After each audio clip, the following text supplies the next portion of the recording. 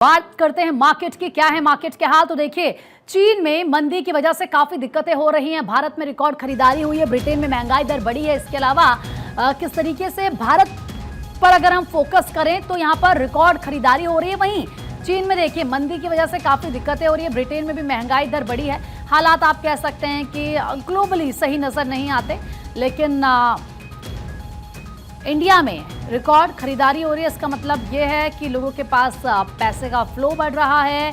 और इस वक्त मार्केट एक्सपर्ट आकाश जिंदल जी जुड़ चुके हैं हमारे साथ। आकाश जी, चीन में तो मंदी की वजह से काफ़ी दिक्कतें हो रही हैं, मुझे लग रहा है ब्रिटेन के भी ऐसे हाल नज़र आ रहे हैं, वहाँ पर महंगाई दर बढ़ी है। लेकिन अगर भारत की बात करते हैं तो यहाँ पर रिकॉर्ड खरीदारी हो रही है, यानी कि लोगों के पास पैसा है, पैसे का फ्लो है और इसीलिए से लोग खरीदारी कर रहे हैं।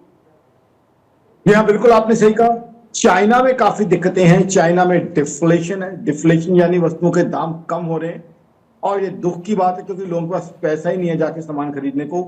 चाइना में जॉब लॉसेस है, लोगों की नौकरियां नहीं लग रही हैं, पुरानी नौकरियों में छटनी हो रही है चाइना में।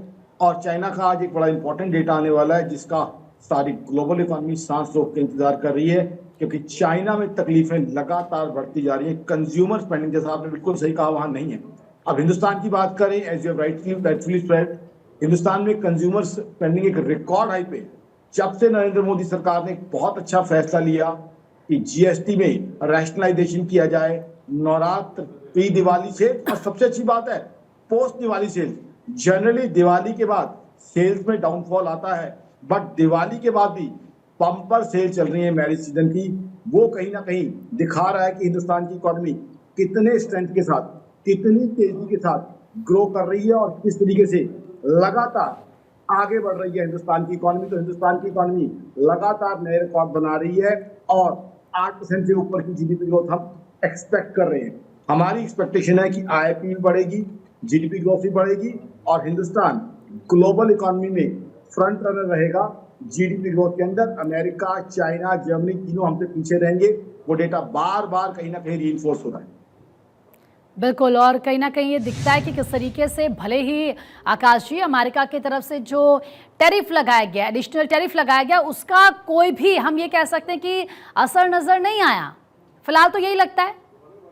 जी हाँ, अमेरिका के टैरिफ का असर नजर नहीं आया। अमेरिका की इकोनॉमी जरूर लड़खड़ाई हुई है, लेकिन हिंदुस्तान की इकोनॉमी स्ट्रांग चल रही है। जबकि फॉरेन पोर्टफोलियो इन्वेस्टर्स ने तो टैरिफ के बाद अक्टूबर में यहाँ पे मेजर बाइंग की है, तो क्लियरली हिंदुस्तान की इकोनॉमी की ग्रोथ दिखाई दे रही है। ठीक है आकाश जी, आपका बहुत बहुत शुक्रिया अपनी राय हमारे साथ साझा करने के लिए। Thank you so much.